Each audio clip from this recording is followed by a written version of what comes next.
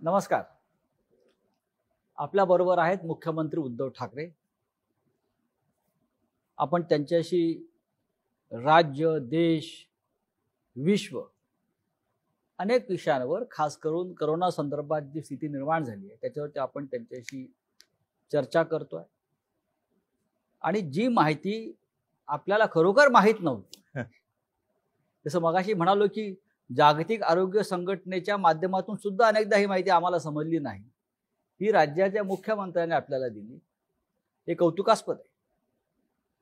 आपण परत चर्चेला सुरुवात करू. उद्धवजी, जसं आपण मगाशी किंवा आधीच्या भागात सांगितलं की राज्याची अर्थव्यवस्था ही तितकीशी चांगली नाही. पण हे अर्थव्यवस्थेचं संकट जे आहे हे फक्त आपल्या राज्यापुरतं नाहीये, हे देशावरचं संकट आहे, जगावरती. आणि प्रामुख्यानं जगावरचं. अनेक देश तर असे आहेत की तिथे भूकबळी उपासमार होईल अशा प्रकारची अर्थव्यवस्था तिकडे निर्माण झालेली आहे. तरीही महाराष्ट्र एक असं राज्य आहे हे आर्थिकदृष्ट्या, औद्योगिकदृष्ट्या देशात सतत पहिल्या क्रमांकावर राहिलं. कोट्यावधी लोकांना देशातला रोजगार देणारं हे राज्य आहे. जर ह्या राज्याचीच अर्थव्यवस्था अशा प्रकारे डळमळीत झाली तर देश डळमळीत होईल. मी एक सांगतो तुम्हाला, दोन महत्वाचे मुद्दे आहेत. मगाशी ज्याचा मी उल्लेख केला की माननीय पंतप्रधान मध्ये मध्ये व्हिडिओ कॉन्फरन्सिंगच्या माध्यमातून देशातल्या सर्व मुख्यमंत्र्यांशी संवाद साधतात. त्यातल्या पहिल्या किंवा दुसऱ्या संवादात त्यांनी सांगितलं होतं की तुम्ही कोणीही अशी एखादी योजना जाहीर करू नका की जिच्यामुळे भविष्यात आपल्याला अडचण निर्माण होईल. बरं. सवंग लोकप्रियतेच्या अट्टहासापायी उगाच काहीतरी सूट हे दिलं ते दिलं असं जाहीर करू नका, कारण जशी तुमची परिस्थिती आहे तशीच आमची पण आहे, म्हणजे केंद्राची पण आहे. हे सत्यच आहे की जागतिक अडचण आहे.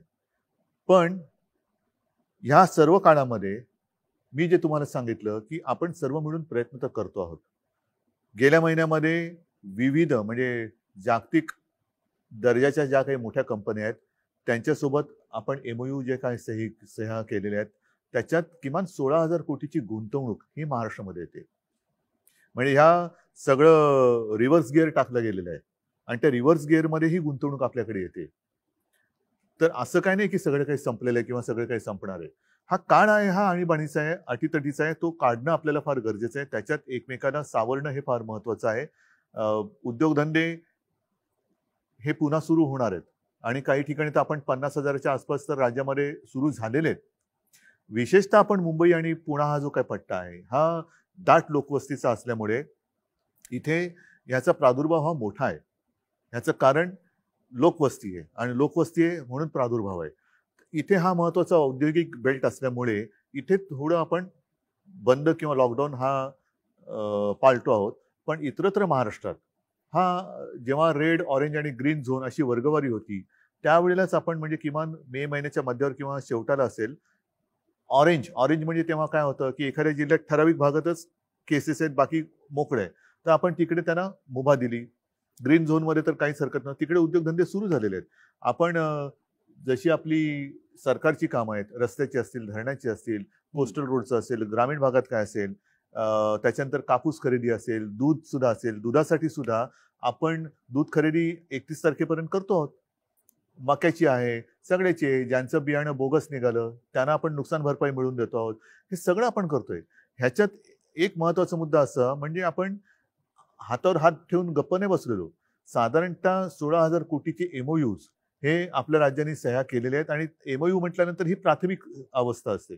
त्याच्यानंतर पुढची बोलणी आता सुरू आहेत आणि त्याही पलीकडे जाऊन आणखीन काही हजार कोटीचे MOU म्हणजे नवीन गुंतवणूक, नवीन पूर्णपणे. किती विश्वास ठेवतात?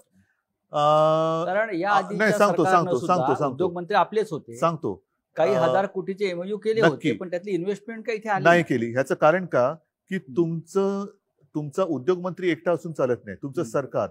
आणि त्या काळात जो मगाशी तुम्ही उल्लेख केला की हे सगळं चालू असताना नोटबंदी आली. अनिश्चितता, धोरणांची अनिश्चितता असेल तर गुंतवणूक येणार नाही.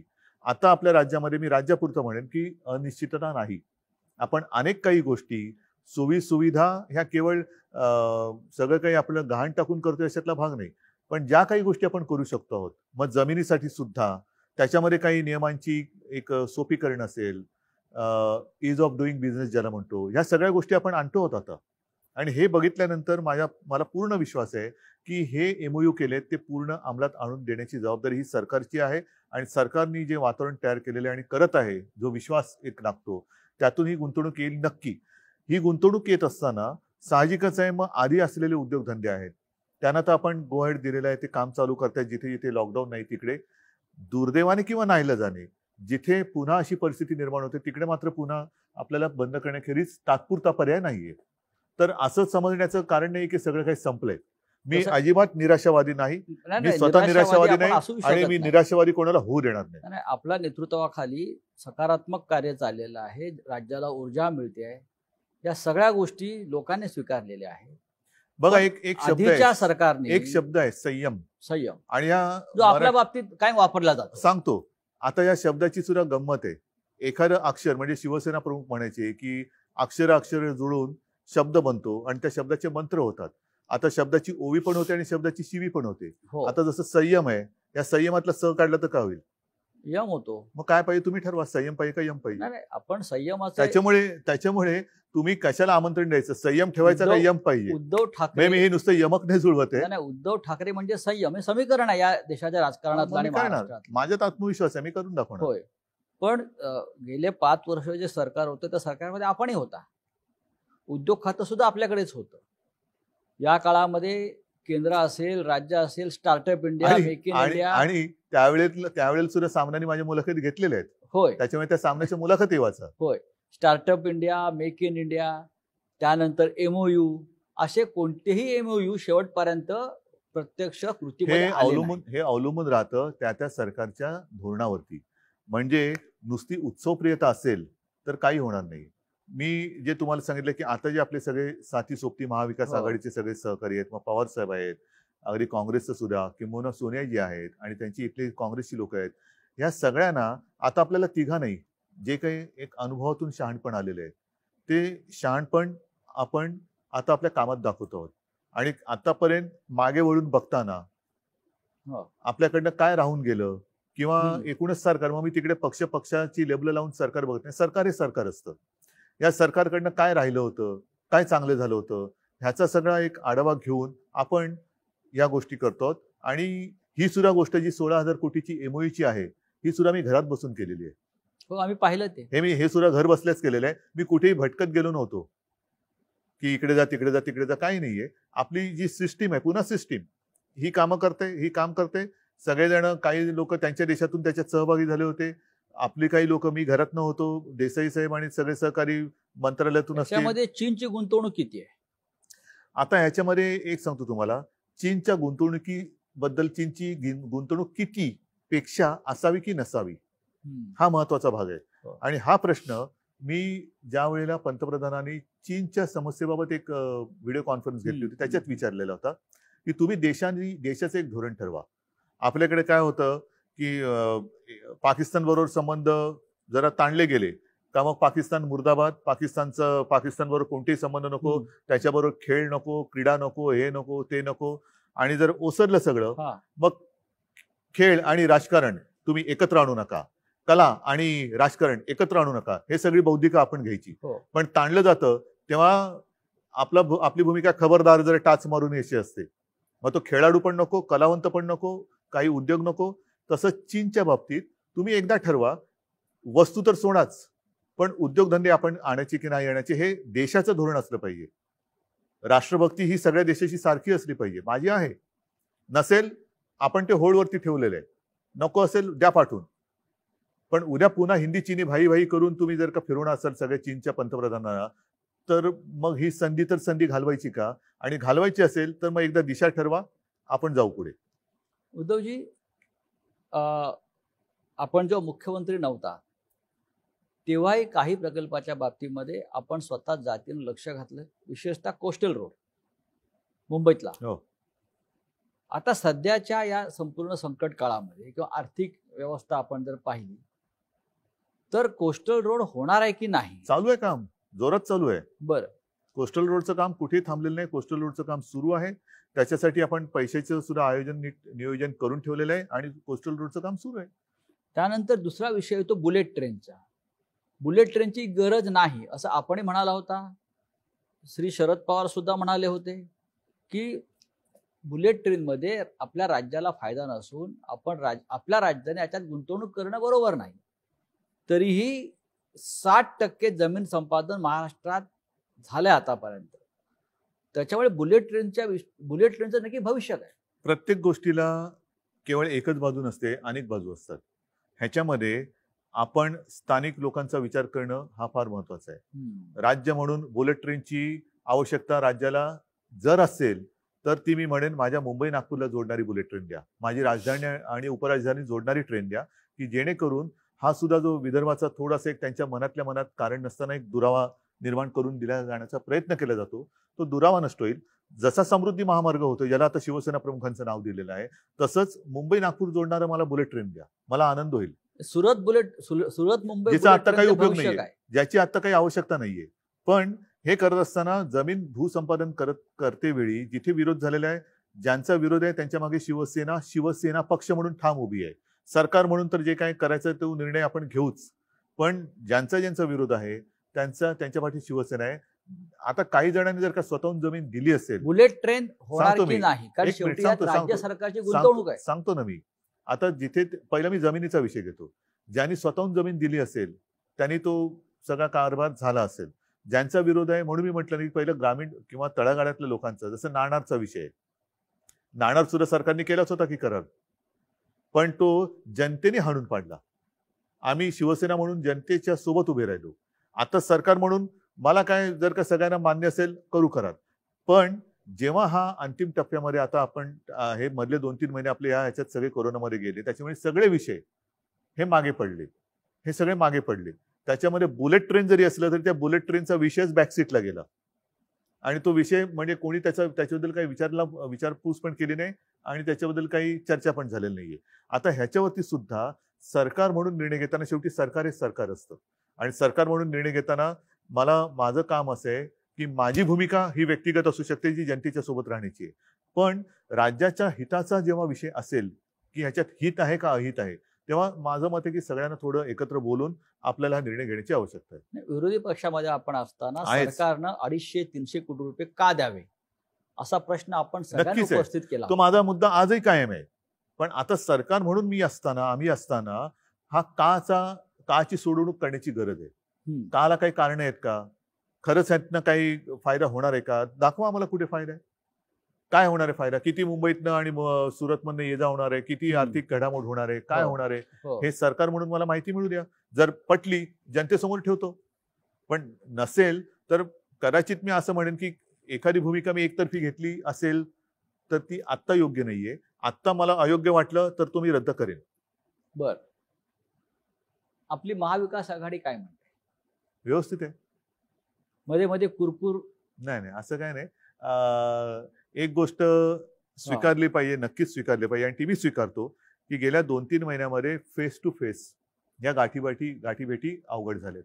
कारण आज सुद्धा मी येताना वाचलं, अजून एका मंत्र्याला कोरोनाची लागण झालेली आहे. बरोबर आहे. अद्यापपर्यंत 2-3 मंत्री म्हणजे जितेंद्र असेल, अशोकराव असतील, हे धनंजय आहे, हे आजारी पडून सुदैवाने बरे झालेले. जितेंद्र तर फारच जरा गंभीर हे होता. तर अशा ह्याच्यामध्ये ह्या भेटीगाठी थोड्याशा अवघड झालेल्या आहेत. त्याच्यामुळे फोनवरून गाठीभेटी होणं किंबहुना व्हिडिओच्या माध्यमातून होणं, ह्या थोड्याफार फरकाने सुरू असतात. पण जिथे ते आवश्यकता लागेल, आता म्हणून आपण कॅबिनेट सुद्धा जी करतो ती कॅबिनेट थोडी विस्तारलेली आहे. म्हणजे काही मंत्री हे त्यांच्या कार्यालयात किंवा तिकडे बसतात, जिथे असतील तिकडे, मी माझ्या इकडे बसतो, मंत्रालयात काही जण बसतात, अशी सगळी जरा पसरून ती कॅबिनेट घ्यावी लागते. कारण एका ठिकाणी पुन्हा मी तेच सांगेन की जनतेला आम्ही कायदे सांगायचे आणि स्वतःच नियम तोडायचे, हे बरोबर नाहीये. तर त्याच्यामुळे ह्या काही थोड्याशा गाठीभेटी. काही मंत्र्यांचा असा आक्षेप आहे आणि तो प्रसिद्धी माध्यमात सुद्धा आलेला आहे की मंत्रालयाचं सचिवालय झालंय मधल्या काळामध्ये. उपस्थितीच नाहीये तिकडे कोणाची. सचिवालय म्हणजे जसं सचिवालयाचं नंतर मंत्रालय का झालं, कारण हे राज्य नोकरशाही चालवत नाही, तर मंत्री चालवतात, लोकनियुक्त सरकार चालवतं. हे चित्र गेल्या 6 महिन्यात बदलल्याचा जो आक्षेप सातत्यानं समोर म्हणजे येतो. काय झाले? म्हणजे सचिवांच्या ताब्यात किंवा नोकरशाहीच्या ताब्यात राज्य गेलं, म्हणजे काय झाले? असं साधारण काही नाही, मंत्री म्हणजे काय बोलतायत झाले? की नोकरशाही राज्य चालवतात आणि म्हणजे काय करते? मंत्र्यांचं ऐकलं जात नाही. म्हणजे काय होते? मंत्र्यांचंच ऐकलं जात नाही. नाही. म्हणजे मग जर का तसं असेल तर धारावीचं कौतुक, राज्याचं कौतुक, सर्वोत्तम मुख्यमंत्री, या ज्या सगळ्या गोष्टी आहेत ह्या नोकरशाहीने पटवून केलेल्या गोष्टी आहेत का? निर्णय घेण्याचा अधिकार आपला आहे, अंमलबजावणी करून त्यांच्याकडून घ्यायची असते. ज्या यंत्रणेची घडी आहे ही घडी शेवटी यंत्रणा, नाही, हे आपलं आपण योग्य बोलताय. ही यंत्रणा राबवण्याची हिंमत तुमच्यात पाहिजे. तुम्ही जर का प्रत्येक ठिकाणी ऑर्डरही तुम्हीच देणार आणि कामही तुम्हीच करायचं तर हे काय गव्हर्नमेंट असू शकत नाही. म्हणजे जसं नागपूरचं प्रकरण सगळ्यांसमोर आहे की तिथे जे महापालिका आयुक्त आहेत तुकाराम मुंढे आणि तिकडलं लोकनियुक्त महानगरपालिका किंवा नितीन गडकरी स्वतः केंद्रीय मंत्री, आता ह्याच्यामध्ये हा फार मोठा वाद अख्ख्या महाराष्ट्रात बरोबर सुरू आहे. मग माझं काय म्हणणं आहे, तुम्ही एकतर मग यंत्रणा केराच्या टोपलीत फेकून द्या. मंत्रालय का सचिवालय, सचिव पद्धतच बंद करून टाका. पिन टू पियानो ज्याला म्हणतात ना, ए टू झेड गोष्ट, म्हणजे ऑर्डर पण तुम्हीच काढायची, कामं पण तुम्हीच करायची, मदतीचं वाटप सगळं तुम्हीच करायची. राज्याचे मुख्यमंत्री म्हणून तुम्ही तुकाराम मुंढ्यांच्या मागे उभे आहात की महानगरपालिका जे तुकाराम मुंढ्यांच्या मागे लागली आहे तिकडे हात धुवून त्यांच्या मागे आहात? तुमचं मत काय, कोणाचं बरोबर आहे? मला असं वाटतं की तुकाराम मुंढे आल्यापासून तिथे शिस्त लागलेली आहे. मग मी कोणाच्या मागे उभं राहायला पाहिजे? शिस्तीच्या मागे उभं राहायला पाहिजे. तसंच आहे. एखादा अधिकारी कठोर असू शकतो, कडक असू असेल, शकतो, पण त्याचा तुम्ही त्या कठोरपणाचा लोकांच्या हितासाठी उपयोग करून घेत असाल. एक गोष्ट अशी आहे की त्यावेळी त्यांनी जे काही कायदे किंवा काही नियम कडकपणाने अंमलात आणवले हे काही जणांना परवडत नसतील. तिथे आता इलेक्शनचा जमाना नाहीये. आधी जर मतदार वाचले तर मतदान होणार आहे आणि त्याच्यात जर का तुकाराम मुंढेंनी एखादी गोष्ट कडकपणाने अंमलात आणली तर अशा अधिकाऱ्याच्या पाठी उभं राहायला पाहिजे. बर, आतताईपणा कोणीच करू नये. पण जर का चांगली शिस्त लावली जात असेल आणि जनतेचं हित, शेवटी जनता सुद्धा आता उघड्या डोळ्याने बघत असते. तोंडावरती मास्क असेल पण डोळे उघडे आहेत जनतेचे. जनतेचे उघडेच डोळे. म्हणून मी मागे सुद्धा म्हटलं होतं की हा महाराष्ट्र आहे, धृतराष्ट्र त्याचं झालेलं नाही आणि होऊ शकत नाही. आघाडीचं सरकार चालवताना मर्यादा असतात असं मनमोहन सिंग नेहमी म्हणायचे. अटल बिहारी वाजपेयी सुद्धा असंच म्हणत होते. अनेक पक्ष एकत्र असतात, प्रत्येकाची भूमिका वेगळ्या असतात. मनमोहन सिंग सुद्धा एकदा रागाने म्हणाले होते की मी काही निर्णय घेऊ शकत नाही, हे आघाडीचं सरकार आहे, मर्यादा असतात. आपलंही तसं मत आहे का? मनमोहन सिंग यांना प्रशासनाचा अनुभव होता. बरं, त्याच्यामुळे त्यांना मर्यादेचं एक भान होतं. हा, मला प्रशासनाचा अनुभव नाही, त्याच्यामुळे मला मर्यादेचं भान नाही. बरं. हे 3 चाकी सरकार आहे असं म्हणतात, रिक्षा असं विरोधी पक्ष म्हणतात. पण ते गरीबाचं ना, बुलेट ट्रेन का रिक्षा, मी रिक्षा गरीबाच्या मागे उभा राहील. ही 3 चाकी. हे माझी भूमिका काही बदलत नाही. म्हणजे कोणी याचा गैरसमज करू नये की मुख्यमंत्री झाल्यावर मी बुलेट ट्रेनच्या मागे उभा राहील. नाही, मी एवढंच म्हटलेलं आहे, मुख्यमंत्री झाल्यानंतर मी सर्वांगीण जरा विचार करून, जर माझं मत विरोधी पक्षात होतो आणि लोकांच्या सोबत आहे त्याच्यामुळे बुलेट ट्रेन नको हे आहेच. पण आता सुद्धा जर का ते सगळ्यांच्या मताने नको असेल तर ते मी नाही करणार. आणि म्हणून 3 चाकं तर 3 चाकं ती चालतात नाही एका दिशेने. शेवटी केंद्रामध्ये किती चाकं आहेत? हे 3 पक्षाचं सरकार आहे. केंद्रात किती पक्षाचं सरकार आहे? अनेक पक्ष आहेत. नाही, मी जेव्हा गेल्या वेळेला इंडियात गेलो होतो तेव्हा ते 30-35 चाकाची म्हणजे रेल्वे गाडी होती. आता आपलं एक चाक बाजूला गेलंय. आणि शिवाय केंद्रात काही ठिकाणी आणि इतर अपक्ष म्हणजे एक हे पण असते, स्टेपनी पण असते. हो हो. ह्या 3 पक्षामधले जे प्रमुख पक्ष आहेत, शिवसेना आहेच, काँग्रेस आहे, राष्ट्रवादी आहे. काँग्रेसचा असा आक्षेप आहे की मुख्यमंत्री राष्ट्रवादीला झुकतं माप देतात. म्हणजे काय करतात? नाही, तो त्यांचा एक प्रेमळ आक्षेप सुरुवातीला होता. तो गैरसमज मी मध्ये भेटल्यानंतर तो दूर झालेला आहे आणि असं काय तो तीव्र त्याच्यात काही हे नव्हतं.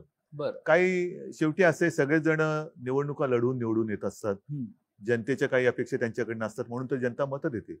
आणि त्या अपेक्षा जर आपण पूर्ण करू शकत नसू असं जर कोणाला वाटत असेल तर तो काय त्यांची ती काही चूक याच्यातला भाग नाहीये. त्या अशा अपेक्षा ह्या व्यक्त करणं हा काही गुन्हा नाहीये. तर मला असं वाटतं अशा काही गोष्टी, आक्षेप मी म्हणत नाहीये, पण सुरुवातीच्या काळामध्ये थोडंफार असं त्यांच्या मनात असेलही.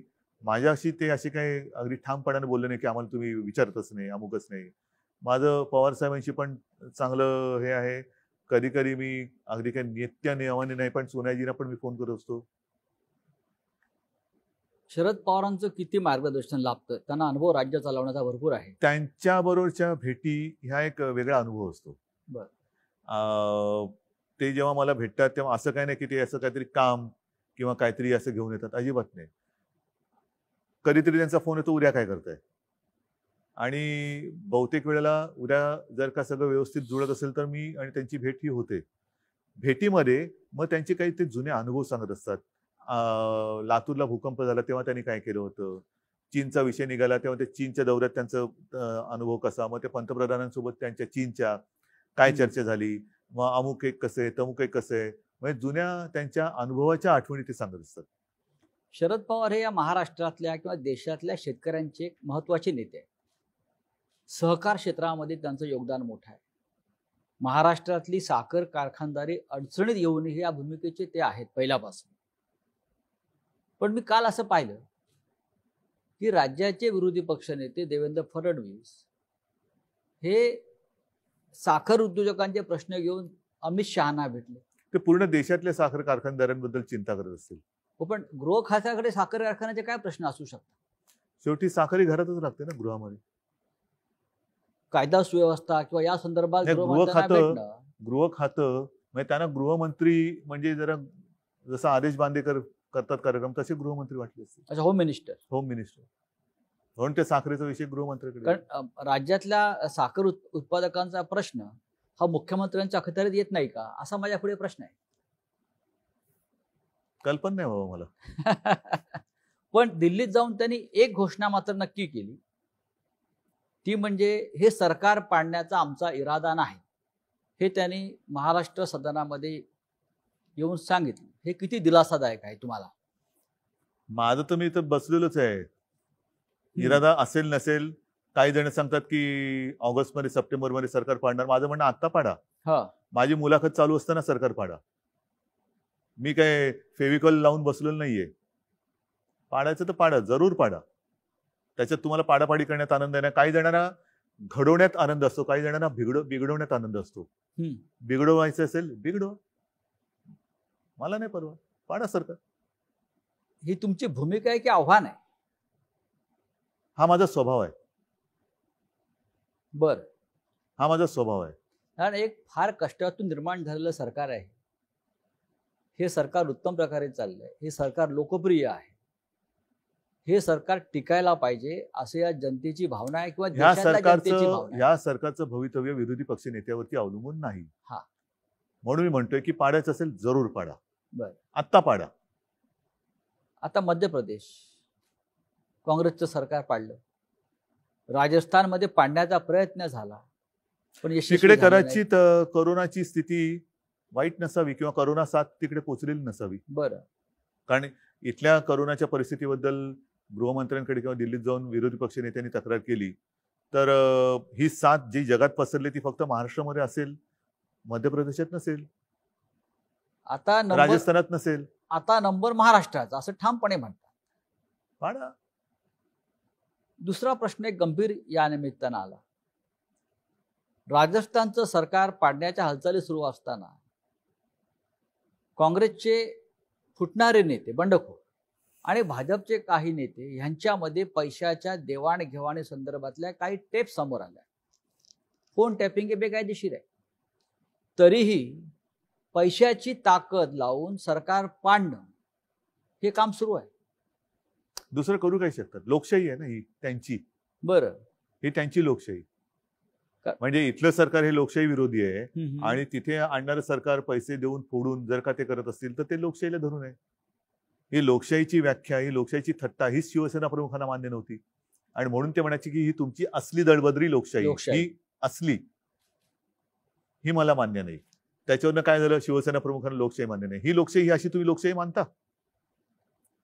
हा जो पैशाचा वापर राजकारणामध्ये जो वाढतो त्याच्याविषयी आपलं काय मत आहे? बाळासाहेब ते नेहमी ह्याच्यावरती प्रखर प्रहार करायचे. आपण आज राज्याच्या पहिल्या क्रमांकाच्या सत्तेच्या खुर्चीवर बसलेला आहात. आपण जेव्हा हे पाहता मुख्यमंत्री म्हणून, नाही, हे सगळं घृणास्पद आहे. हे सगळं घृणास्पद आहे. म्हणजे इकडे हे जर का सत्य असेल आणि ते असत्य असण्याची शक्यता कदाचित कमी असेल, देव जाणे काय, तर पैशाचा वापर असा केला तर तो गुन्हा होत नाही. पण जर का तुमच्या कोणी विरोधात असेल तर त्याच्या मागे तुम्ही ससेमिरा लावता चौकशांचा. सगळे दिवस काही सारखे नसतात, दिवस बदलत असतात. ऑपरेशन आपण म्हणतो ना, हे दिवस जातील, हो. सगळेच दिवस जात असतात. म्हणजे नवीन दिवस येतील. ऑपरेशन लोटस महाराष्ट्रात सक्सेस होणार नाही, यशस्वी होणार नाही. करून बघा ना. मी काय भाकीत थोडीच करू. बरं, करून बघा. राष्ट्र- फोडा. राष्ट्रीय एक महत्वाचा मुद्दा काय, हा. असं कोणताही एक विरोधी पक्षातला नेता दाखवा जो दुसऱ्या पक्षात जाऊन सर्वोच्च पदावर गेला, मुख्यमंत्री किंवा पंतप्रधान झाले. मग तुम्हाला तुमच्या पक्षात असं काय मिळत नाहीये की जे तुम्ही दुसऱ्या पक्षात जाताय. आणि अशा कित्येक ठिकाणी आता अशी उदाहरणं आहेत की अशी ज्या वेळेला फोडाफोडी होते तेव्हा वापरा आणि फेकून द्या ही नीती सर्वांनी वापरलेली. हे आपल्याकडचं राजकारण आहे. त्याच्यामुळे हा एक जो संदेश आहे की दुसऱ्या पक्षांनी केवळ आपल्याला वापरा आणि फेकून द्यासाठी आपला वापर करून द्यायचा, की आपण आपल्या पक्षामध्ये ठामपणाने काम करणं. ठीक आहे, कदाचित एखादी व्यक्ती किंवा एखादा नेता हा आपल्या पक्षामध्ये आपल्यावरती अन्याय करू शकत असेल किंवा करत असेल, पण म्हणून तुम्ही त्या पक्षाचा त्याग करून दुसऱ्याची पालखी वाहणं, शेवटी पालखीच वाहणारच ना, का पालखीत बसणार आहेत मिरवायला?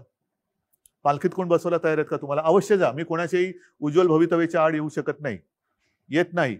जर तुम्हाला दुसऱ्या पक्षात अत्यंत म्हणजे पालखीत बसवण्याचं स्थान मिळत असेल, जरूर जाऊन पालखीत बसवा. पण पालखीचे भोई होण्यासाठी म्हणजे काय की नुसती वरात चालले पण माझ्या खांद्यावर पालखीचं ओझं आहे, एवढंच तुम्हाला समाधान आहे? मग पालखीचं ओझं व्हायचं असेल तर जाऊ शकतात. किती असे पक्षांतर केलेले नेते हे दुसऱ्या पक्षात जाऊन मोठे झालेत. एक ठराविक काळ गेल्यानंतर त्यांना सुद्धा बरोबर त्यांचं कारकीर्द ही कापली जाते.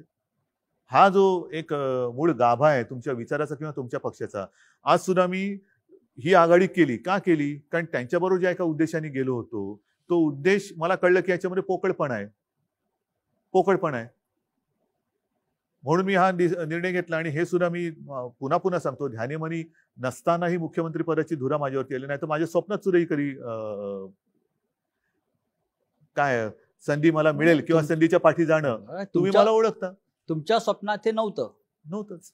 पण हे महाराष्ट्राच्या किंवा जनतेच्या स्वप्नामध्ये होतं. बरोबर की नाही? मग आता माझी जबाबदारी आहे, जर का माझ्यावरती जबाबदारी आली असेल आणि आली आहे, तर मी माझ्या राज्याची आणि माझ्या जनतेची स्वप्न पूर्ण करणारच. राष्ट्रीय राजकारणाकडे तुम्ही सध्या कोणत्या दृष्टीनं पाहताय? कोणत्या राजकारणाकडे बघू? राजस्थानच्या बघू, दिल्लीच्या बघू, मध्य प्रदेशच्या बघू? कारण मग माझ्या शेवटी काय असतंय, आपण दोघेही चष्मेवाले आहोत. बरोबर, एक लांबचा चष्मा असतो आणि एक जवळचा असतो. हे नंबर जर का असे बघायला लागले तर आपले कोणत्या दृष्टीने बघायचं? आज देशावर मी सगळीकडे दूरदृष्टीने बघतो. अच्छा, म्हणजे तुम्ही चीनकडे पाहता की नाही? मी सगळीकडे दूरदृष्टीने बघतो. आज चीन जो हिंदुस्थानच्या हद्दीत घुसून आपल्या 20 जवानांची हत्या केली, तुमची नजर तिथपर्यंत गेली की नाही त्या संकटापर्यंत? कारण महाराष्ट्र गेली. काय करू शकतो आपण? महाराष्ट्र हा नेहमी, सह्याद्री हा नेहमी हिमालयाकडे पाहतो, जातो, मदत करतो, ही आपली परंपरा आहे. मान्य. पण ही परंपरा आपण पाळत असताना आपण काय करू शकतो का खरंच? आणि करण्याची आपली इच्छा आहेच का? नाहीतर मी मगाशी म्हटलं तसं की चीनी गुंतवणूक मला काही त्याचं मोठं आकर्षण नाहीये, पण आपण ती नाकारू. आपण ती आता होल्डवर ठेवलेली आहे. तुम्ही आधी सांगा की हे चीन बद्दलचं तुमचं जे काही आताचं जे आहे नातं, चांगलं वाईट, हे किती काळ टिकणार आहे? आता तुम्हाला चीन नको आहे, पण कालांतराने पुन्हा हिंदी चीनी भाई भाई होणार नाही का? जसं मी पाकिस्तान बद्दल बोललो की पाकिस्तानने आपल्याकडे घुसखोरी केली, तर आता पाकिस्तान बरोबरचे सगळे संबंध तोडा, काहीच नको त्याच्यामध्ये. आणि मग थोड्या दिवसानंतर मग क्रिकेट मॅच येऊ द्या, चालेल. त्यांचे खेळाडू येऊ द्यात, कलाकार येऊ द्यात, गाणी, गझला, साहित्यिक. आणि मग आम्हाला आमच्याच विरुद्ध त्यावेळेला सरकार नव्हतं आपलं, शिवसैनिकांच्या विरुद्धच आपले पोलीस बंदुका घेऊन रोखून उभे. म्हणजे तुमचं वैर आहे पाकिस्तानशी आणि बंदुका आमच्या छाताडावरती. काहीतरी तुमची नीती ठरवा. एकदा एक नीती. जर का असं तुम्ही फडफड व्हायला लागलात तर तुमच्या ध्येय आणि मग मगाशी जे म्हणालात ना की गुंतवणूक MOU वरती हे सगळी अशी फडफडणारी जी काही तुमची धोरणं असतात ती गुंतवणूकदारांना या किंवा जा सांगत असतात. उद्धवजी, शिवसेनेच्या राष्ट्रीय भूमिकांना फार महत्व आहे. मग राष्ट्रीय सुरक्षेचा विषय असेल, राम मंदिराचा विषय असेल, पाकिस्तान असेल, दहशतवाद असेल, या अनेक महत्वाच्या भूमिका सातत्यानं शिवसेना मांडत आली, ठामपणे मांडत आली. आज सुद्धा चीनच्या संदर्भात असेल, पाकिस्तान संदर्भात असेल, जेव्हा आपण पाहतो तेव्हा आपल्याला असं दिसतंय की आज हिंदुस्थान मोठा देश आहे, पण हिंदुस्थानच्या सीमेवरच्या एकाही राष्ट्राशी आपले चांगले संबंध नाहीत. बरोबर तुमचं.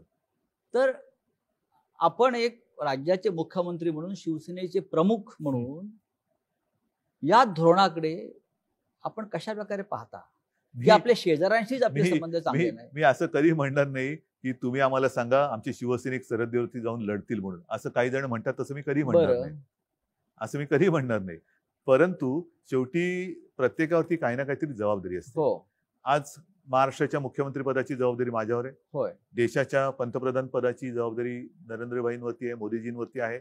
आणि मध्ये जी काय त्यांनी सर्व पक्षीय एक बैठक घेतली, त्या सर्व पक्षाच्या नेत्यांनी त्यांना सांगितलं की देशावरती जेव्हा संकट येतं तेव्हा आम्ही त्याच्यामध्ये विस्कळीत असं काही होऊ देणार नाही. तुम्ही व्हा पुढे, आम्ही संपूर्ण एक दिलाने तुमच्या सोबत आहोत. आणि त्याच बैठकीत मी सांगितलं होतं की एक धोरण ठरवा, काय करायचं, नेमकं वागायचं कसं. कारण त्याच्यामध्ये बऱ्याच मुख्यमंत्र्यांनी आपापली मतं मांडली. मी सगळ्यात शेवटी होतो बोलणारा. माझ्या आधी जवळपास सगळे बोलून झाले होते. आणि त्याच्यामध्ये बहुतेकांनी ही एक अपेक्षा व्यक्त केली होती की चीनच्या मालावरती बहिष्कार टाका, भगवान की मूर्ती चीन से आ रही है, हे बंद करा, ते बंद करा, अमुक बंद करा, तमुक बंद करा. आता हे ठीक आहे, ते बंद केल्यानंतर आपण चीनच्या ऍप वरती बंदी घातली, चीनची ऍप आपण बंद केली. आता आपण असं म्हणायचं का टिकटॉक आपण चीनला ऍपटला का? नाही. जर ऍपटला असेल तर आपटणार कधी? नुसती ऍप बंद करून चीनला जर धडा शिकवत असू तर आनंदाची गोष्ट आहे. उद्धवजी, राम मंदिर हा आपल्या जिव्हाळ्याचा विषय. नक्कीच. शिवसेनेनं राम मंदिराचा मार्ग मोकळा केला, हे इतिहास सांगतो. त्या राम मंदिराच्या संदर्भात आपण सुद्धा अयोध्येला गेलेला आहात, मुख्यमंत्री नसताना आणि मुख्यमंत्री झाल्यावर सुद्धा. म्हणजे आपण आपल्या भूमिकेमध्ये कोणताही बदल केलेला नाही. भूमिपूजन 5 ऑगस्टला होईल अशी तारीख जाहीर झालेली आहे. आपण त्या भूमिपूजनाला जाणार का? नुसतं हो किंवा नाही हा मुद्दा मी माझ्या व्यक्ती म्हणून काही सांगू शकेन. बरं. पण महत्वाचा मुद्दा जो आपण प्रश्नामध्ये एक सांगितला की राम मंदिराच्या लढ्यात शिवसेनेची भूमिका ही इतिहासाने दखल घेतलेली आहे. हो. मी मुख्यमंत्री नव्हतो त्याही वेळेला राम मंदिरात गेलो. किंबहुना योगायोग ज्याच्यावरती माझी श्रद्धा आहे, माझी भावना हीच सांगते. नोव्हेंबर 18 मध्ये मी पहिल्यांदा राम मंदिरला गेलो होतो. आपण सोबत होतात. शिवनेरीवरची म्हणजे शिवजन्मभूमीची एक मूठ माती मी घेऊन गेलो. त्याच्यानंतर ह्या विषयाला खूप चालना मिळाली. त्याच्या आधी हा विषय थंड बस्त्यात होता, कोणी काय विषयच काढत नव्हतं. शिवसेनेने सुरुवात केली, जर उशीर लागत असेल तर कायदा बनवा, वटहुकूम काढा, काय वाटेल ते करा, पण राम मंदिर बनवा, आपलीच मागणी होती, ही शिवसेनेची मागणी होती. त्याच्यासाठी आपण अयोध्येला गेलो. तुम्ही योगायोग म्हणा, काही म्हणा, त्या विषयाची सोडवणूक तर वर्षात झालीच. पण ज्या नोव्हेंबरमध्ये 18च्या नोव्हेंबरमध्ये मी तिकडे गेलो, त्याच्या पुढच्या नोव्हेंबरमध्ये तो प्रश्न पण सुटला आणि मी मुख्यमंत्री पण झालो. ही माझी श्रद्धा आहे. ज्याला कोणाला ह्याला अंधश्रद्धा म्हणायचं असेल तर त्यांच्याकडे विषय. माझी श्रद्धा आहे आणि ती आहेच, असणारच आहेच. मुद्दा काय येतो की सर्वत्र सध्या करोनाचं थैमान आहे. मी ठीक आहे, मी म्हणेन मी जाणारच, मला काही बिघडत नाही, मी मुख्यमंत्री आहे आणि नव्हतो तेव्हा सुद्धा मला तिथे मानपान सगळं मिळालं. ती शिवसेना प्रमुखांचं आणि माझा मुलगा म्हणून ती पुण्य माझ्याकडे आहेच. आता तर मुख्यमंत्री आहे, मला बंदोबस्त मिळेल, मी व्यवस्थित जाईन, मी पूजा अर्चा करून किंवा त्या कार्यक्रमात सहभागी होऊन परत येईन. पण हे मंदिर हे सर्वसामान्य मंदिर नाहीये. एखाद्या गावात जरी मंदिर बनवायचं झालं तरी गावकरी जल्लोषात एकत्र येतात, कारण त्या गावासाठी ते राम मंदिर असतं अयोध्येसारखं. जे अनेक लोक अयोध्येला जाऊ शकत नाही त्यांच्यासाठी त्या गावाचं मंदिर हे महत्वाचं असतं. अनेक सभा समारंभ किंवा लग्न किंवा इतर काही गोष्टी त्या मंदिरातल्या देवाच्या साक्षीने होतात गावामध्ये. मग हा राम मंदिराचा मुद्दा आहे ज्याला एका लढ्याची पार्श्वभूमी आहे, एक विचित्र पार्श्वभूमी आहे, ज्याच्यावरती बाबरांनी आक्रमण करून ते पाडून मशीद बांधली होती, त्याच्यात पुन्हा आता आपण मंदिर उभं करतोय. हा पूर्ण केवळ हजारो लोकांचे प्राण गेलेत. हिंदुस्थानातल्या हिंदूंचा नाही, जागतिक कुतूहलाचा विषय आहे. आज आपल्याकडे कोरोनाचं संकट असताना सर्व मंदिरांमध्ये जाण्या येण्याला बंदी आहे. मी जाऊन येईन, पण लाखो राम भक्त जे तिकडे उपस्थित राहू इच्छित असतील त्यांचं तुम्ही काय करणार? त्यांना तुम्ही अडवणार का? त्यांना येऊ देणार आणि त्यांच्यामध्ये कळत नकळत कोरोनाचा प्रसार होऊ देणार? कारण हा आनंदाचा क्षण आहे. आणि नाही तर तुम्ही व्हिडिओ कॉन्फरन्सवरनं ई उद्घाटन, ई भूमिपूजन करू शकता. आपल्याला आठवत असेल की आपण मुख्यमंत्री म्हणून जेव्हा गेलात तेव्हा शरयूच्या तीरावरती आपल्याला आरती करण्यापासून थांबवलं होतं. थांबवलं, कारण करोनाचा प्रसार होता. तिथं सुरुवात होती. आपण सगळी तयारी केली होती बरोबर आहे. आरतीची. आणि त्याच्या आधी जेव्हा गेलो होतो तेव्हा शरयूचा काठ कसा होता? भव्य आपण केलं होतं. म्हणजे खच्चून गर्दी होती. हो. म्हणजे हालचाल करायला जागा नव्हती. एवढं होय. सगळं तो त्या विषयाला भावनेने जोडली गेलेली माणसं आहेत. ह्या लोकांना तुम्ही थांबवणार कसे? माझं येणं जाणं मी करीन. मी तर मुख्यमंत्री म्हटल्यानंतर जाऊन येईन. अजूनही अधिकृत काही तारीख आलेली नाहीये. अधिकृत तारीख आलेली नसली तरी अधिकृत कार्यक्रम कसा असेल कल्पना नाहीये. आल्यानंतर तो कार्यक्रम आल्यानंतर आपण ते ठरवू. पण लाखो लोकांची जी भावना आहे की तिकडे उपस्थित राहावं, त्यांना तुम्ही कसं अडवणार? कारण तिकडे तो शरयूचा काठच महत्वाचा आहे. ज्या वेळेला हे सगळं चाललं होतं तेव्हा शरयू सुद्धा लाल झाली होती शरयू लाल राम भक्ताच्या रक्ताने. होय. अशा लाखो लोकांच्या, करोडो लोकांच्या भावना त्याच्याशी निगडीत आहेत. आजही तुम्ही त्या विषयाशी भावनेनं बांधलेला आहेच. कारण मला स्वतःला, मी 2 ते 3 वेळा अयोध्येला गेलो. पण तुम्हाला मी मनापासून सांगतो, मी अंधश्रद्धाळू नाही. माझे आजोबा, माझे वडील, आजोबांची मतं ही मला चांगली माहिती आहेत. आजोबा माझे नास्तिक नव्हते. त्यांची देवावरती श्रद्धा ही होतीच. पण ते त्याचबरोबरीने माझे वडील पण अंधश्रद्धाळू नव्हते. अंधश्रद्धा वेगळी आहे, नास्तिकपणा वेगळा आहे आणि आस्तिकपणा वेगळा आहे, श्रद्धा वेगळी आहे. श्रद्धा आणि अंधश्रद्धामध्ये एक पुसटची लाईन आहे, ती फार महत्वाची आहे. आणि त्या एका भावनेतनं मी सांगतो, मी ज्या वेळेला, मी आतापर्यंत मला वाटतं 3 वेळा आपण गेलो. 3 वेळा गेलो. तिन्ही वेळेला मी जेव्हा त्या राम मंदिराच्या समोर, राम मंदिर आता ते रामाचं हे काय आपण बघितलं, आता भव्य दिव्य ते होईल, पण तो जो एक गाभारा आहे त्याच्या समोर उभं राहिल्यानंतर मला जो काही एक अनुभव आला, तो अनुभव मला आला, इतरांना आला असेलच, मी नाही म्हणत नाहीये. उद्धवजी, त्याच्यामुळे ह्याच्याबद्दल कोणी या विषयावरती माझ्याशी कोणी वाद घालू नये किंवा कोणी मला शिकवू नये.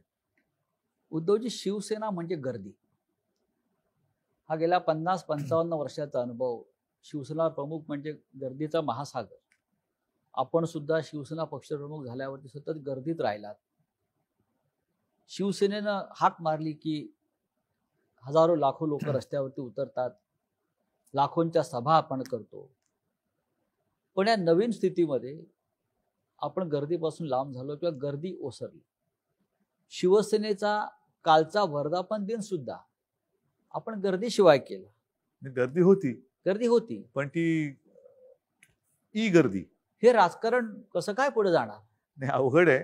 आणि आता मी तुम्हाला म्हटलं ना की शिवसेना प्रमुखांची आठवण येते ती ज्या वेळेला असे काही विजयोत्सव व्हायचे. हो, शिवसेना प्रमुखांचा वाढदिवस असायचा. हो ना. त्या अखेरच्या ह्याच्यामध्ये ते खाली येत नसत आणि त्यांचे फोटो आहेत खिडकीतून हात करताना. ज्या वेळेला खाली गर्दी व्हायची आणि घोषणा व्हायच्या त्यावेळेला ते उठून बाहेर याचे खिडकीत आणि हात करायचे. आणि मी त्यांना सांगण्याचा प्रयत्न करायचो की तुम्ही सारखं हे नका करू. मला म्हणायचे हे माझं टॉनिक आहे, माझ्या तब्येतीची चिंता करू नको, हे माझं टॉनिक आहे. हे एवढं महत्व शिवसैनिक आणि आमचं नाते आहे. आमच्या नात्याचं ते यथार्थ वर्णन आहे शिवसैनिक आणि आमचं. आता ह्या टॉनिकचं काय करणार आपण? आता ते टॉनिक मिळवायचं तर आहेच. कोणत्याही परिस्थितीत मी टॉनिक नाही सोडणार. बरं, लॉकडाऊनच्या काळात आपल्या प्रधानमंत्र्यांनी एक मंत्र दिला आत्मनिर्भर होण्याचा. चांगला मंत्र आहे की आत्मनिर्भर व्हायला पाहिजे. तुम्ही याकडे कसा बघता? एक प्रश्न आहे राज्याचे मुख्यमंत्री म्हणून. तुमच्या कारकिर्दीमध्ये तुम्ही महाराष्ट्र आत्मनिर्भर कसा करणार? आता शब्दाचे अनेक पैलू आहेत, शब्दाचे अनेक अर्थ असतात, अर्थाचे अनर्थ असू शकतात. हा मी आत्मनिर्भर म्हणजे एक हो. गोष्ट तुम्हाला सांगतो की सरकार म्हणून मी सुरुवातीला सांगितलं होतं की तुम्ही खबरदारी घ्या, मी जबाबदारी घेतो. बरं. ह्याच्यामध्येच ही आत्मनिर्भरता मी अशी बघतो. तुम्ही खबरदारी म्हणजे काय, जे मी तुम्हाला सगळं आधी बौद्धिक दिलं, कोरोना सोबत कसं जगायचं, ती खबरदारी तुम्ही घ्या. आरोग्य सुविधा वाढवण्याची आणि उपचाराची जबाबदारी ही आम्ही घेऊ. बरं. बाकीच्या ज्या काही बिघडलेल्या रुळावरनं घसरलेल्या गाड्या असतील, आर्थिक असेल, काही असेल, त्या रुळावर आणण्याची जबाबदारी आम्ही घेतो. पण एकदा का माझी जनता ही खबरदारीने जगायला लागली आणि हा व्हायरस असताना सुद्धा आपण त्याला थोपवू शकलो, तर मी म्हणेन त्याला खबरदारी म्हणा, आत्मनिर्भरता म्हणा, आणि त्या पलीकडे जाऊन असं काय होणार नाही की 7 असल्यानंतर कोण आजारीच पडणार नाही. कारण ही शेवटी एका फ्ल्यूचा हा प्रकार आहे. बरं. फ्ल्यू हा होत जात असतोच. आतापर्यंत या हा व्हायरस येण्याच्या आधी 6-7 प्रकार आपल्या देशात होतेच. त्यातला हा पुढचा एक प्रकार आलेला आहे. म्हणून त्याला तो 19 मध्ये आला म्हणजे कोविड-19 म्हणतात. हा एखाद्या फॅमिलीतल्या किंवा कॅटेगरीतला आणखीन थोडासा सुधारित, दुर्दैवाने असं म्हणावं लागेल, प्रकार आहे. तर तो असला तरी त्याचा मुकाबला किंवा त्याला तोंड देणं, ह्याच्यासाठी सर्वसाधारण बाहेर हिंडताना, फिरताना, जगताना कसं जगायचं हे एकदा आपण अंगवळणी पाडणं, ह्याला मी आत्मनिर्भर म्हणेन, खबरदारी घ्या म्हणेन. आणि त्याच्यानंतर जर आवश्यकता लागली तर वेळेवरती जी काही औषधं आपल्याकडे उपलब्ध आहेत, कारण ह्याला अजून औषध नाही आलेलं, तर जीव वाचवण्याची जबाबदारी ही सरकारने घ्यायला पाहिजे. उद्धवजी, हे झालं सरकार, प्रशासन, शासकीय नेतृत्व. पण शेवटी आपले पंचप्राण शिवसेना आहे. अनेक वर्ष आपण शिवसेनेचं काम करतो. आपण नेते आहेत, प्रमुख मार्गदर्शक आहात. शिवसेना प्रमुखाने आपल्याला एक वाट आखून दिल्या, त्या वाटेवरनं आपण जात आहोत. सातत्यानं आपण असं म्हणत आलो की 100% शिवसेना. काही काळापर्यंत आपण 2 पक्षांबरोबर होतो, म्हणजे एकाच पक्षाबरोबर आपली युती होती, 2 पक्षाचे सरकार होतं. आज आपण 3 पक्षांबरोबर आहोत, पण मुख्यमंत्री आहोत. आपण मुख्यमंत्री आहोत आणि वेगळ्या वेगळ्या विचाराचे पक्ष आहेत. संपूर्ण महाराष्ट्र शिवसेना आपल्याला पसरवायची आहे, आत्मनिर्भर शिवसेना करायची आहे. हे आपलं स्वप्न कायम आहे का? आत्मनिर्भर शिवसेना असं म्हणतोय मी. विरोधी पक्षाचं काम तुम्ही करते की काय? हो, मी काय विरोधी पक्षात असतो असा आरोप आहे माझ्यावर. आता कुठे गाडी रुळावरती येते, रिक्षा आमची व्यवस्थित चालायला लागलेली आहे, कारण स्टेरिंग माझ्या हातात आहे, पाठी दोघं बसलेले आहेत. कारण आणि श्री नाही, शरद एक सांगतो तुम्हाला, सत्तेमध्ये एका पक्षाचं सरकार याच्यासारखं मोठं स्वप्न नाहीये. बरं. पण हे स्वप्न तुमचं व्यक्तिगत स्वप्न असेल तर त्याला हो. काडीचाही उपयोग नाहीये, काडीची किंमत नाहीये. कारण त्या स्वप्नामध्ये जनतेची स्वप्न जोपर्यंत येत नाही तोपर्यंत एकाती सरकार येत नाही. आणि ती स्वप्न सरकार आल्यानंतर पूर्ण होत नसेल तर जी काडीची किंमत ज्याला म्हणतो मी नाही, त्याला जनताच काडी लावल्याशिवाय राहणार नाही. आता हा जो काही एक वेगळा प्रयोग महाराष्ट्राने केलेला आहे, विचारांनी भिन्न असलेले 3 हो. पक्ष हे एक विचित्र राजकीय परिस्थितीमध्ये एकत्र आलेले आहेत. आणि ह्याच्यामध्ये मी सांगितलं ना, केवळ आणि केवळ एक अपरिहार्यता किंवा जबाबदारी म्हणून मी ही खुर्ची स्वीकारली. हे मानाचं पान आहे, मानाचं पद आहे, खूप मोठं आहे. पण जे माझं स्वप्न कधी नव्हतं ते मी स्वीकारलेलं आहे. आता ते स्वीकारल्यानंतर आपण जो आता अर्थसंकल्प मांडला, हा पहिला अर्थसंकल्प मांडला काय आणि तेच अधिवेशन गुंडाळू लागलं काय. आता त्याच्यात ज्या काही गोष्टी आपण जाहीर केलेल्या आहेत त्या जनतेच्या हितासाठी आजपर्यंत कदाचित त्यातल्या गोष्टी अशाही आहेत की ज्या आजपर्यंत कोणी केल्या पण नाहीयेत आणि विचार पण केला नव्हता. तर ती एक माझी आता जबाबदारी ती पार पाडणं. हे करताना मी माझ्या कामाची सुरुवात तर केलेली होतीच आणि ती मी आजही करतोय. ती सुरुवात म्हणजे जे यांच्या भाषेमध्ये मी फिरायला सुरुवात केली होती. बरं. मी फिरत होतोच. विभागवार जी कामं त्यावेळेच्या कदाचित सरकारने केली नसतील, मी प्रत्येक विभागाची बैठक घेतली. याच्यात मला आजही माहिती आहे की मराठवाड्यातले काही जिल्हे बाकी राहिलेले आहेत, पण अन्यथा विदर्भ असेल, अर्धा मराठवाडा आहे, उत्तर महाराष्ट्र, पश्चिम महाराष्ट्र, कोकण, मुंबई, ही तिथे जाऊन मी माझ्या प्रशासनातल्या सहकाऱ्यांसोबत माझ्या विधिमंडळातल्या मग सर्व पक्षीय आमदारांची बैठक घेतली होती आणि त्यांची कामं आपण नोंदवून त्याच्याप्रमाणे काही ठिकाणी मी ऑर्डर्स पण दिलेले आहेत. तर ही सुरुवात मी केली होती कामाला. हे आल्यानंतर हे थांबलं.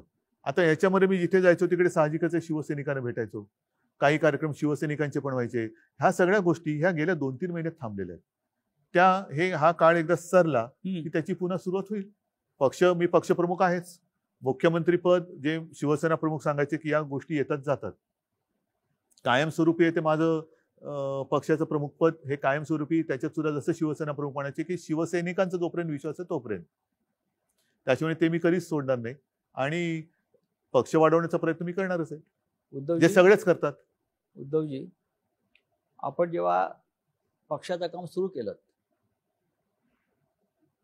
पक्षाचे शिवसैनिक म्हणून, नेते म्हणून, नंतर कार्याध्यक्ष म्हणून, आणि साहेबांच्या नंतर म्हणजे शिवसेना प्रमुखाच्या नंतर शिवसेना पक्ष प्रमुख म्हणून हा एक फार मोठा पल्ला आपण गाठला. राज्याला मुख्यमंत्री आपण मिळवून दिला. पक्ष सत्तेवरती आहे. आपण जेव्हा, मला आठवते आपण जेव्हा कार्य सुरू केलं तेव्हा आपण शिवसेनेचे युवा नेते होता. आपला उल्लेख हा शिवसेनेचे युवा नेते म्हणून करत होता.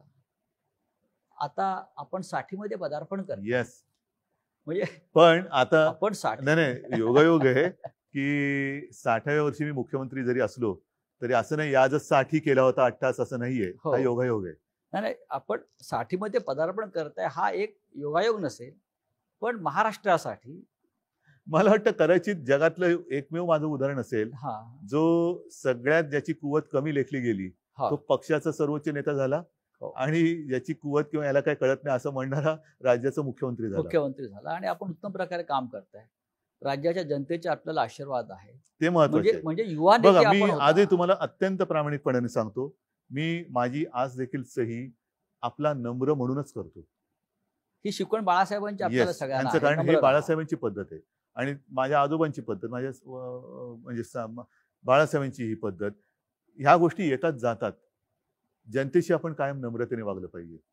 कारण कधी कुठेही गेलो, मी मुख्यमंत्री असो वा नसो, मी आणि बाळासाहेबांचा मुलगा म्हणून मी कुठेही कधी गेलो तरी लोक मला हसून माझं स्वागत करतात, प्रेमाने आदरातिथ्य करतात, या बसा म्हणतात. हे जे काय ना, ही कमाई ही पूर्वजांच्या पुण्याची कमाई आहे.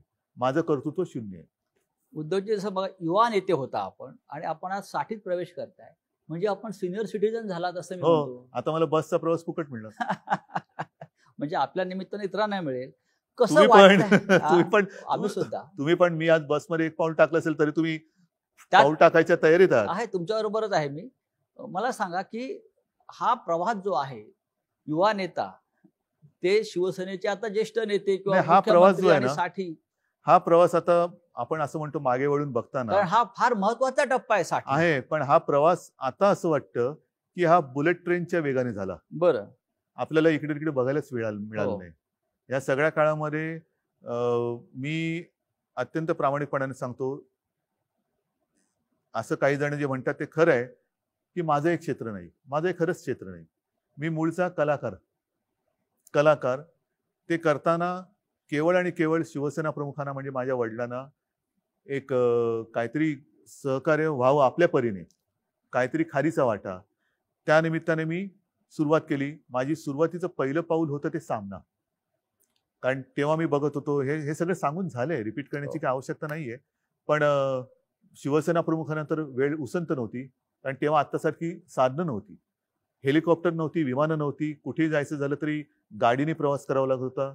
त्याच्यात सुद्धा एअर कंडिशन गाडीत असणं ही फार मोठी लक्झरी होती. अनेक शिवसेनेचे नेते कार्यकर्ते हे तेव्हा देखील आणि आज सुद्धा काही अंशी मी बघतोय एसटीतनं फिरतात. आणि तेव्हा फिरायचे, अगदी वामनराव महाडिक असतील, दत्ताजी असतील, त्यांच्यासोबतचे काही कार्यकर्ते जे आहेत त्यांचं कर्तृत्व फार मोठं आहे. त्यांनी त्यावेळेला ह्या सगळ्या खस्ता खात शिवसेना पसरवली, बीज पेरली, ती बीज रुजवली आणि त्याला आलेले जे काही अंकुर आहेत ते मी आज बघतोय. म्हणजे जसं कोकणामध्ये म्हणतात पूर्वी, आता त्याच्यात सुद्धा प्रकार आले की नारळाचं झाड आजोबाने लावलं तर नातवाला फळ मिळतं. आज त्यांनी लावलेल्या झाडाची फळं ही आपण चाखतो आहोत. त्याच्यामुळे त्यांचं कर्तृत्व आणि त्यांचं योगदान हे फार मोठं आहे. माझं ह्याच्यामध्ये खरंच काही कर्तृत्व नाही. केवळ आणि केवळ मी ह्याच्यामध्ये मनापासून इन्व्हॉल्व्ह झालो. जसं तुम्ही मगाशी सांगितलं की कोरोनावरती डॉक्टरेट आहे की काय, नाही असं नाहीये. कोणती जबाबदारी स्वीकारली तर ती पूर्णपणाने प्राणपणाने पार पडायची. त्याची सामनाची असेल, मग एक संघटनेमध्ये ज्याला म्हणतो आपण शिस्त आणणं असेल किंवा एक यंत्रणा उभी करणं असेल, ह्यातनं मी हळूहळू हळूहळू पुढे करत करत करत, किंबहुना हाही माझा तुम्हाला अनुभव सांगितलेला आहे की सुरुवातीला मी भाषणच करत नव्हतो. हो. म्हणजे मला भाषण करता तेव्हाही माझं म्हणणं की येत नव्हतं, आताही माझं म्हणणं मला येत नाही. आणि आधी तर मला असं झालेलं की एका ठिकाणी तरी जोर जबरदस्तीने मला बोलवलं आणि तेव्हा मी ठरवलं की भाषण करायचंच, कारण लोकांना कळू दे मला काही येत नाही. मी भाषण आधी लिहिलं, पाठ करून गेलो, माईक समोर उभं राहिल्यावर मला भाषणच आठवेना. आणि तेव्हा मला जे सुचलं ते मी बोललो आणि त्याही भाषणाला टाळ्या मिळाल्या. आणि असंच माझं भाषण करत करत मी इथपर्यंत आलो. आज म्हणजे अनुभव एखाद्या गोष्टीचा तुम्हाला असायलाच पाहिजे असं नाहीये. तुम्हाला हृदयात आणि एक अंतःकरणात तळमळ पाहिजे. ती तळमळ महत्वाची आहे. म्हणून आपण जेव्हा मुख्यमंत्री झाला तेव्हा संपूर्ण महाराष्ट्रानं टाळ्या वाजवून स्वागत केलं आपलं. येस, कारण तळमळ पाहिजे. त्या तळमळीने मी काम करतो. आपण सगळ्यांनी महाराष्ट्राचे मुख्यमंत्री उद्धव ठाकरे यांच्याशी दिलखुलास संवाद आपण ऐकला. मुख्यमंत्र्यांनी अत्यंत मनमोकळेपणाने आपल्याशी चर्चा केली. मुळात ते मुख्यमंत्री बोलतात असं आपल्याला वाटत नव्हतं. ते आपल्या घरातलेच एक तसंच आहे मी. सदस्य आहेत, शेवटी कुटुंबातले मुख्यमंत्री म्हणजे मित्र काय, आहेत, त्याला काय मुलगा शिंग आहे, फुटतात. वडील आहेत, भाऊ असंच वाटत होतं. आणि महाराष्ट्राला त्यांचं हेच रूप जास्त आवडतंय. उद्धवजी, आपण आलात, खूप मोकळेपणानं बोललात, चर्चा केली, याबद्दल धन्यवाद. जय महाराष्ट्र. धन्यवाद सगळ्यांना. जय हिंद, जय महाराष्ट्र.